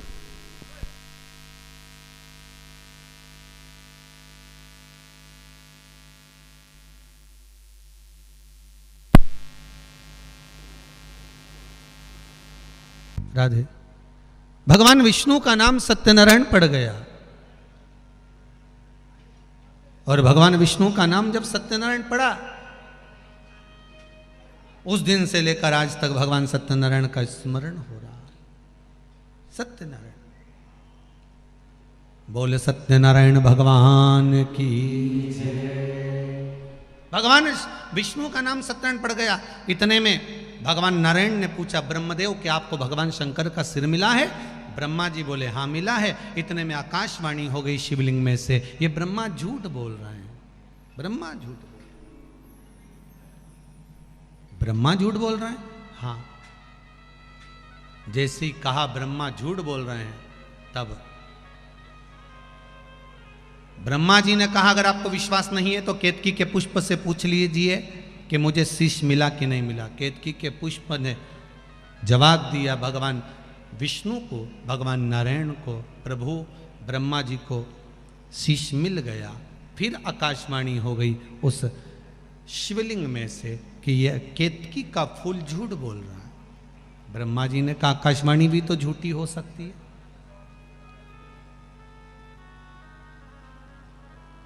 श्राप दे दिया भगवान शंकर ने केतकी के पुष्प, सारे देवताओं पर तू चढ़ेगा पर शंकर पर कभी नहीं चढ़ेगा। अगर भूल से भी केतकी का फूल शंकर पर चढ़ गया तो 1000 गौ हत्या के बराबर दोष लग जाएगा। सारे देवताओं पर केतकी का फूल चढ़ता है पर शंकर पर कभी नहीं चढ़ता महाराज, शिव पर नहीं चढ़ता। श्राप है तुझको, तू कभी नहीं चढ़ेगा, दोष लग गया।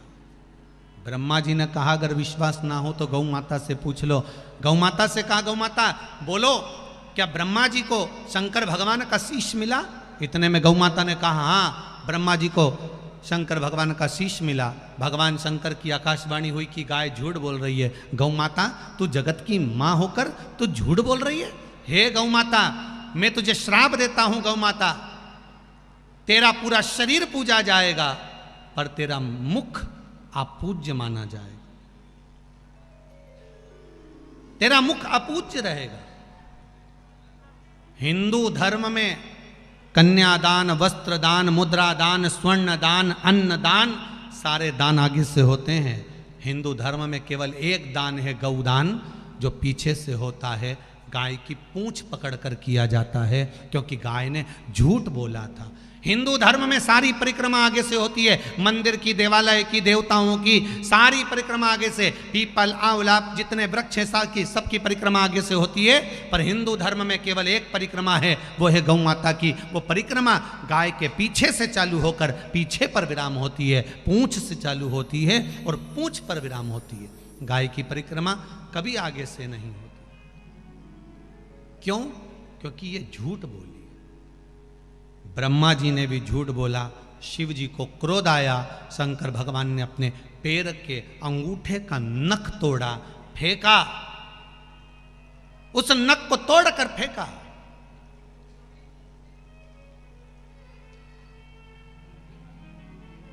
और नख तोड़कर फेंककर भगवान शंकर ने कहा ए काल भैरव प्रकट हो, और काल भैरव को प्रकट करा और काल भैरव से कहा जा जिस मुख से ब्रह्मा झूठ बोल रहा है इस ब्रह्मा का सिर काट दे।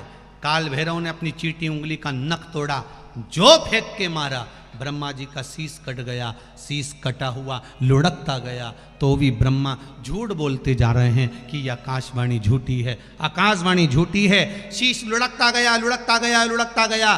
कटे हुए शीश में से जो रक्त की धार निकली, उससे एक नदी प्रकट हो गई जिसका नाम है कर्मनाशा नदी। कौन सी नदी है? कर्मनाशा। भारत की भूमि पर केवल एक नदी ऐसी है जिस नदी का पानी कुत्ता भी नहीं पीता है, कोई पक्षी उसमें चोंच नहीं डुबोता है, वो नदी है कर्मनाशा। भारत की भूमि पर केवल एक नदी, इसलिए यूपी गवर्नमेंट ने उत्तर प्रदेश की गवर्नमेंट ने बड़े बड़े बोर्ड लगा कर रखे हैं, ये कर्मनाशा नदी है, इसमें हाथ ना धोएं, इसमें पानी ना पिएं, इसका स्पर्श ना करें, ये कर्मों का नाश कर देती है। 7 पीढ़ी में अगर किसी ने उद्यापन करा हो, व्रत करा हो, कन्यादान, वस्त्र दान, स्वर्ण दान, मुद्रा दान, भूमि दान, अन्न दान, कुछ भी करा होता है, अगर कर्मनाशा नदी का थोड़ा सा भी पानी अगर शरीर पे लग जाता है तो 7 पीढ़ी में करा हुआ सारा पुण्य समाप्त हो जाता है। ऐसी नदी आज भी उत्तर प्रदेश में बह रही है, उसका नाम है कर्मनाशा। कर्मनाशा। जब तक भगवान के भजन में ना डूबे, भगवान के स्मरण में ना डूबे, केवल अपने कार्य में ही तल्लीन रहना, अपने कार्य में ही लगे रहना, अपने कार्य में ही तत्परता में लगे रहना, और कभी मुख से भगवत स्मरण किया ही नहीं और विचार करा कि हमको मोक्ष मिल जाए या हमें मोक्ष पद प्राप्त हो जाए, तो ये बड़ा कठिन विषय है।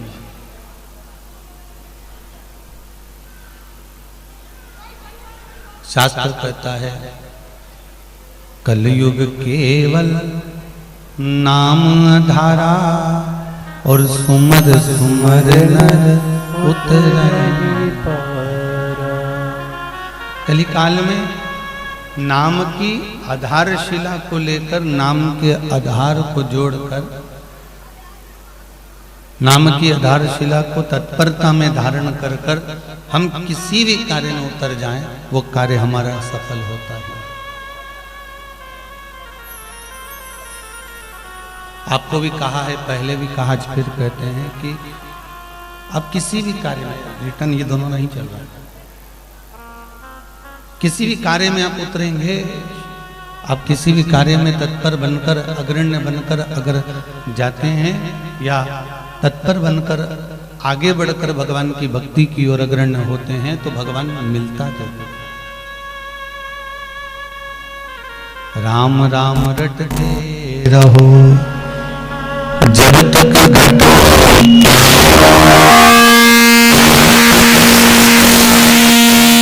भनक पड़ेगी।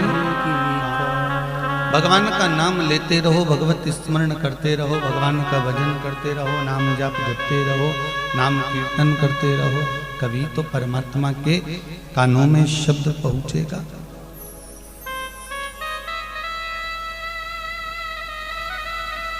कभी ना कभी तो भगवान के कानों तक शब्द पहुंच ही जाएगा।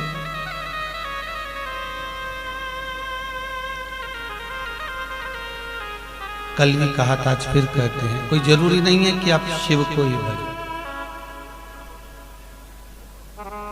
कोई ये भी जरूरी नहीं है कि आप राम को भजो, कि कृष्ण को भजो, कि जगदम्बा को भजो। शिव महापुराण की कथा तो यहां तक कहती है कि आप अगर घर में रहने वाले बुजुर्गों का भी आदर करना सीख जाओ, सम्मान करना सीख जाओ, उनका भी आदर करना सीख जाओ, और उनकी भी सेवा में अगर तत्पर हो गए तो भी मेरा परमात्मा को मिलने में देरी नहीं होती, वो मिल ही जाता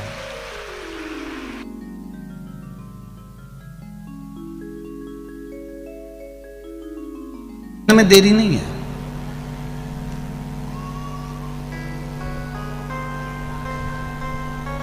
आप चाहें जिस रूप में, आप चाहें जिस भाव में, आप चाहें जिस क्रम में, आप भगवान की भक्ति को धारण कर लीजिए। ये दोनों चल रहे हैं, ये दोनों नहीं चल रहे हैं, उसका ध्यान रखिए। भगवान की अविरल भक्ति को धारण करने का प्रयास करिए। और जब किसी भी रूप में आप, चाहे घर में माता हैं, पिता हैं, भगवान जो भी घर में विराज रहे हैं, आप उनकी भी सेवा कर रहे हैं, तो उसका भी एक सुख है, उसका भी एक आनंद है।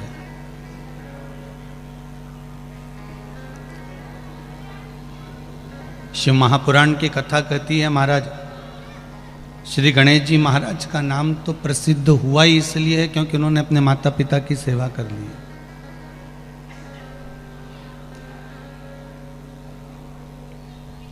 नहीं तो शीश कट गया था, मस्तक कटा हुआ था, और अगर शीश कट गया था, मस्तक कट गया था, तो हमारे यहाँ तो कहते हैं कि खंडित मूर्ति पूजी नहीं जाती है।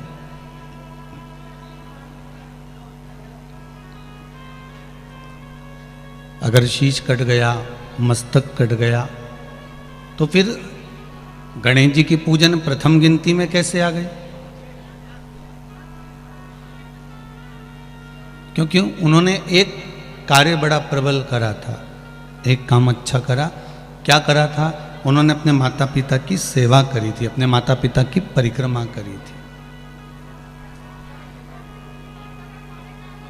और अगर माता पिता की परिक्रमा में, माता पिता की सेवा में जीव तल्लीन है, माता पिता की सेवा में अगर तत्परता में लगा हुआ है, माता पिता की सेवा में अगर वो समर्पित भावों से लगा हुआ है, कोई लोभ और लालच से नहीं, कोई लोभ और लालच उसके भीतर नहीं है कि मुझे माता पिता अगर चाबी देंगे या रकम देंगे या धन देंगे या दौलत देंगे तो ही मैं सेवा करूं। नहीं नहीं, बिना लालच के, बिना लोभ के।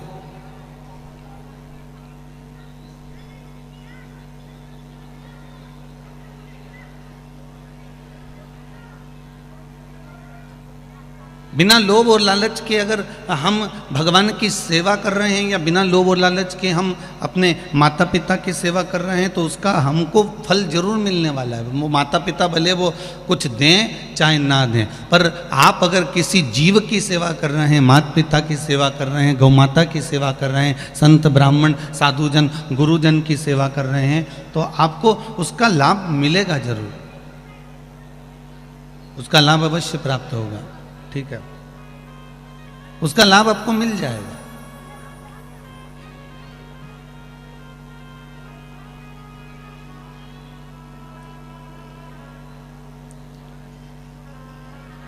निर्मल मन सो मोहि पावा, मोहि छल छिद्र कपट ना भावा। भगवान कहते हैं कि आप मुझे निर्मल मन से, निर्मल भावों से, निर्मल दिल से, निर्मल चित्त से आप मुझे अगर रिझा रहे हो तो मैं मिल जाऊंगा।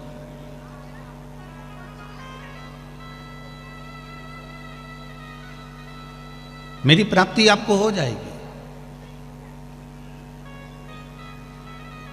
शिव महापुराण की कथा कह रही है, शंकर का चरित्र कह रहा है। कल कथा में आपको वर्णन किया था कि परम भगवदीय वैष्णव वृंदा ने भगवान नारायण के सामने कुछ प्रश्न रख दिए थे।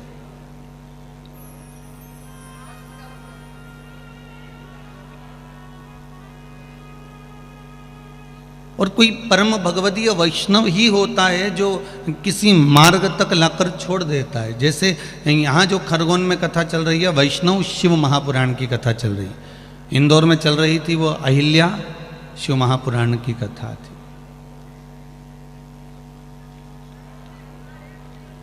वैष्णव शिव महापुराण की कथा कहती है कि आपका जो वात्सल्य है, आपकी जो प्रेम है, आपकी जो करुणा है, उससे परमात्मा के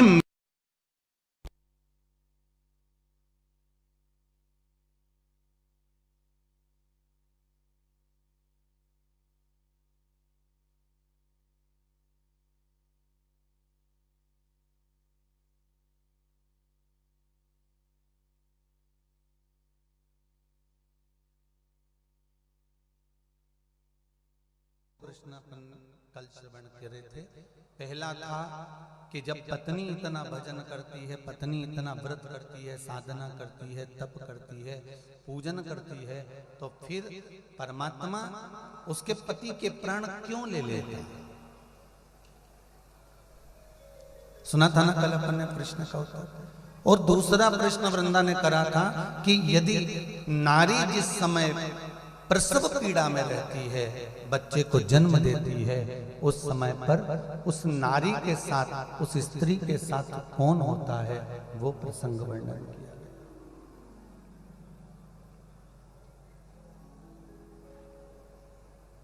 और दोनों प्रश्न का उत्तर मेरे देवाधिदेव महादेव ने दिया, क्योंकि शंकर प्रथम वैष्णव हैं और वैष्णव ही वैष्णव को समझा सकता है, वैष्णव ही वैष्णव को ज्ञान उपदेश दे सकता है।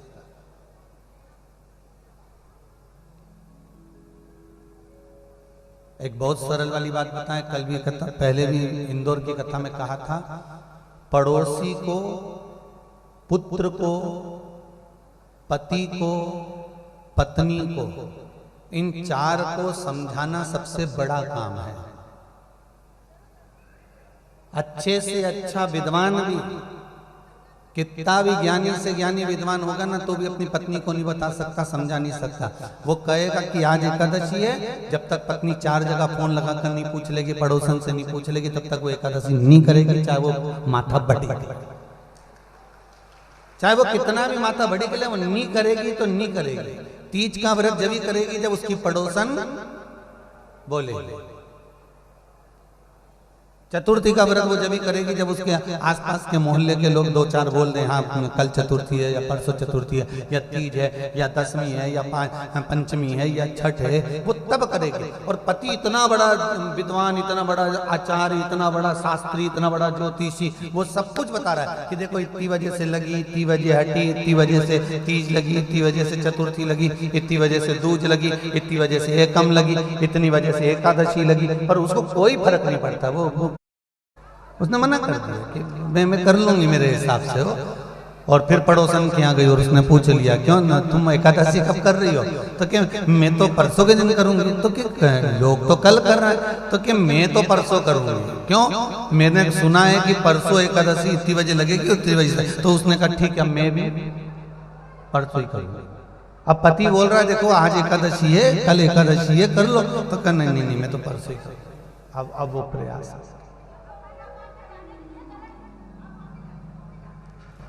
वो प्रयास महाराज शिव महापुराण की कथा कर रही है, भगवान ओगड़दानी त्रिकालदर्शी कैलाशी अविनाशी की कथा कर रही है। एक परम भगवदीय वैष्णव भगवान शिव है।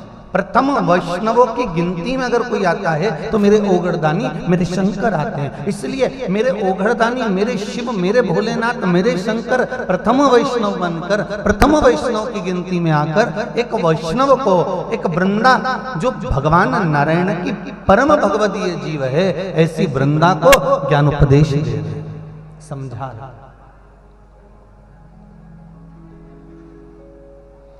शंभु शरणे पड़े मांगू, सब गाइए, घड़ी रे दुख दया ने दर्शन हो। शंभु शरणे मांगू घड़ी। फिर कहेंगे ये लाइन हम बार बार कथा में क्यों गवाते हैं, हमें कोई शौक नहीं चला आप लोगों से गवाने का। आप अगर शिव महापुराण की कथा में बैठे हो तो सती शिव महापुराण की कथा जो कुबेरेश्वर धाम से कही थी, उसमें कहा था कि जब कथा सुनने के लिए कोई व्यक्ति कथा के पंडाल में पहुंचता है, जब कथा के पंडाल में जब वो पहुंचता है और कथा के पंडाल में पहुंचकर जब वो कथा की छत्र छाया, ये क्या है, ये सिर पे हम रखते हैं पल्लू, तो ये हमारे पूर्वजों की छत्र छाया। और जितनी देर हम कथा में बैठते हैं और कथा में बैठे हैं तो पंडाल के अंदर, टेंट के अंदर, छांव में, जहां कथा हो रही हो, बाहर खड़े होकर नहीं, जहां छत्र छाया इस शिव महापुराण की हो चारों तरफ, उसके नीचे बैठकर जब हम कोई बात भगवान से कहते हैं तो भगवान हमारी मनोकामना 3 महीने में पूरी कर ही देते हैं। तो इसमें इस भजन की एक लाइन में सब कुछ आ गया। शंभु शरणे मांगू घड़ी रे दुख काटो, दया करी ने दर्शन जब कुंभज बाबा के आश्रम में अगस्त ऋषि के दरवाजे पर तुलसी बाबा लिखते हैं कि कुंभज ऋषि के आश्रम में अगस्त ऋषि के सामने जब भगवान शिव और सती कथा सुनने के लिए गए थे तो शंकर भगवान ने कथा में बैठकर मांग लिया था कि मुझे राम का दर्शन हो जाए। तो शंकर जी को राम का दर्शन हुआ था बीच मार्ग में। ये तुलसीदास जी ने रामचरितमानस में लिखा। और माता सती ने कथा में पहुंचते से ही मन में विचार कर लिया था कि बताओ मेरी तो शादी हुई है और मेरा पति मुझे यहाँ कथा सुनाने लेकर आ गया, इससे तो मैं प्राणों को त्याग देती, जलकर भस्म हो जाती तो अच्छा था। तो सती माता ने मांगा था कि जलकर भस्म हो जाती तो अच्छा था, इसलिए सती मैया जलकर भस्म हो गई और शंकर भगवान को राम का दर्शन हो गया। ये आपके ऊपर है कि आप क्या मांगते।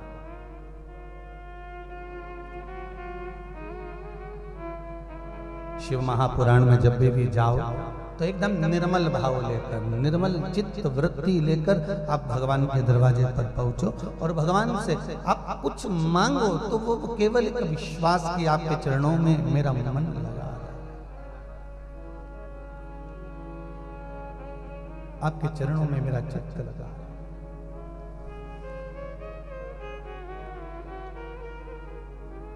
और शिव महापुराण तो वो औषधि है, जब बच्चा छोटा होता है ना तो छोटे बच्चे को महाराज एक 5 वर्ष के जन्म लिए बच्चे से लेकर 5 वर्ष तक के बच्चे को पोलियो की दवाई पिलाई जाती है।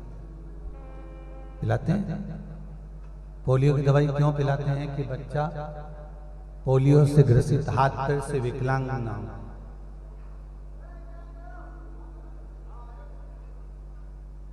शिव महापुराण की कथा क्यों सुनाई जाती है? शंकर की कथा किस लिए सुनाई जाती है? कि हम जो गलतियां कर रहे हैं भगवान की सेवा में, पूजन में, अर्चना में, दान में, पुण्य में, कीर्तन में, नाम जाप में, मंत्र जाप में, स्मरण में, तो गलतियों से हम उसको सुधार लें, उसको संवार लें।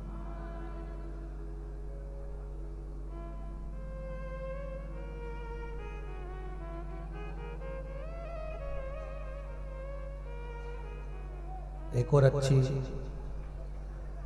बात इस खरगोन के पावन प्रांगण में प्राप्त हुई है, आपको भी सूचना दे दें। जिन्होंने कोरोना की वैक्सीन नहीं लगवाई हो,